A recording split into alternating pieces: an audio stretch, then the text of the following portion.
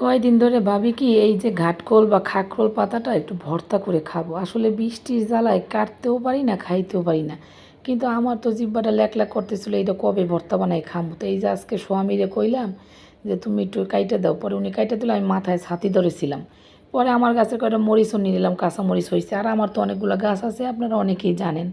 তো এই যে ঘাটকোল বা খাকরোল, আমরা আসলে কোটালি পাড়ার মানুষ এটারে বলি খাকরোল পাতা। আমার নানির বাড়ি মানে আমার দিদা বাড়ি খাকরোল গাছে অনেক ছিল। তো আমি মূলত আমার নানির বাড়িতে এইটা খাওয়া শিখছি। তো ভর্তা বানাইতো ঝাল ঝাল করে, খুব মজা করে। তো আমি যেগুলো কেটে নিলাম। আর এই খাকরোল পাতাটা আমার বড় বোন নিয়ে আসছে বাগেরহাট থেকে। তখন আমি ওই গাছের নিচে যে একটা গোড়া থাকে সেটা লাগানোর পরে এই ঘাটকোল বা খাকরোল পাতাটা আমার এখানে হইছে। তো যাই হোক, আমি তো চট্টগ্রামে থাকি, এখানে অনেকটা জায়গা আছে, সেখানে লাগাইছি সেখানে। তো আমি এগুলো কুচি কুচি করে নিয়েছি, খুব ভালো করে ধুয়ে নিয়েছি কিন্তু। আর এটা কিন্তু একটু চুলকায়, অনেকে কাঁচাও ভর্তা করে খায়, সমস্যা নেই। তো একটু বেশি করে রসুন মরিচ দিলে একটু মজা লাগে। তো যেহেতু অল্প পরিমাণে পাতা, আমি কি করছি একটু কড়াই তেল দিয়ে শুকনো মরিচ আগেই ভাজা ছিল ওইটা দিছি, 3 কোয়া রসুন দিছি, একটু কাঁচা পেঁয়াজ দিয়ে এটাকে খুব ভালো করে একটু একটু করে ভেজে নিতে হবে, হালকা হালকা করে ভেজে নিয়ে তারপরে এর মধ্যে খাকরোল পাতাটা দিব। এটা সিদ্ধ করলে আসলে পানি পানি হয়ে যায়, চুলকায়, তাই আমি এটা সিদ্ধ করে নিব না। এটা এরকম সরাসরি দিব। এটার মধ্যে একটা এক্সট্রা পানি থাকে, সেই পানিটা একটু বের হবে, তারপর আস্তে আস্তে এটার মধ্যে শুকিয়ে যাবে। সেই অবস্থাতে আমি বেটে নিব। তো একটু লবণ দিয়ে দিলাম যেন আরেকটু করে পানি বের হয়।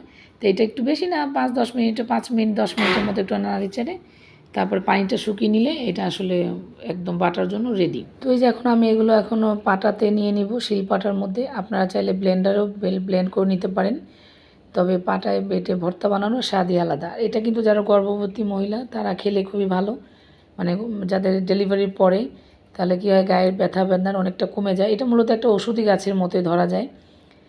তো আপনারা এটা খেয়ে দেখতে পারেন। আর যারা এখনও খাননি তারাও কোথাও পাইলে এই গাছটা অবশ্যই একটু ভর্তাটা তৈরি করে খাবেন। তো এই যে দেখেন আমি পাটার মধ্যে বেটে নিয়েছি, বাটা হয়ে গেছে, 3 বাটা দিয়ে হয়ে গেছে, মানে 2 বাটাই হয়ে যায়। তো আমি একটু মিহি করে বেটে নিয়েছি। তো এই যে দেখেন আমার বাটাটা হয়ে গেছে, এখন উঠিয়ে নিব।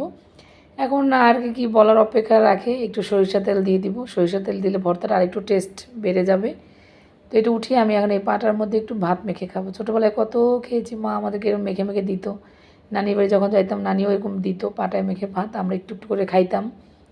তো এখন আমি ভর্তা বানাইলে এরকম পাটায় মেখে ভাত খাই, আমার মেয়েও খায় আমার সাথে। তো আজকে ও বাসায় ছিল না, স্কুলে ছিল। তো আমি একা একাই খেয়ে নিলাম। ছেলেটা খায় না, একটু ঝাল তো এই জন্য। তো একটু লবণ দিয়ে নিলাম সামান্য। আর এই পাটায় মাখা ভাত তো খুব খুব মজা। আমার মতো অনেকেই করেন আপুরা, এটা আমি জানি। আপুদের সাথে সাথে অনেক ভাইয়েরাও খায় এখন। তো এই যে আমার পাটা মাখা ভাত খাওয়া শেষ, আর বাচ্চাদেরকে খাওয়াই ফেলছি। এখন আমি আর আমার হাজব্যান্ড ভাত খাচ্ছি। সেই প্রথম এই ভর্তাটা খেয়েছে, কিন্তু বলেছে যে খুব ভালো হয়েছে। ধন্যবাদ, থ্যাংকস ফর ওয়াচিং।